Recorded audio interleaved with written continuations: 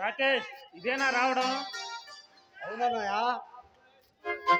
రాకేష్ మీ college elections ఎలా ఉన్నాయి? ఆ కాలేజీలో మనకి పోటీగా పవన్ అనేవాడు నిలబడుతున్నాడు. వాడిని అడ్డు తప్పిస్తే మనకి ఎదురే ఉండదన్నయ్య. రాకేష్ త్వరలో ఎలక్షన్స్ వస్తున్నాయి. నిన్ను స్టేట్ కే యూత్ ప్రెసిడెంట్ చేస్తాను.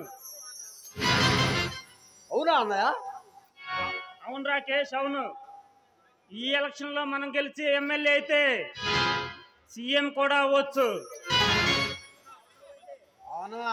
అవసరమైతే బుకింగ్ చేసి మరీ గెలుస్తా ఉన్నా.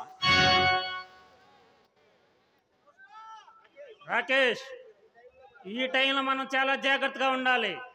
ఏ మాత్రం తేడా వచ్చినా చేతికొచ్చిన సీఎం పదవి చేదారిపోతుంది. అన్నా, వాడెవడు రాజా అంట. వాడు అడుగడుగున అడు తగులుతున్నాడు. వాడిని గాని లేపేస్తే మనకి ఎదునే ఉండదన్నా. రాకేష్ వాడి సంగతి నాకు వదిలేయి. అది సరే గాని పోటీగా నిలబడిన వాడెవడు? పవన్ అనేవాడు.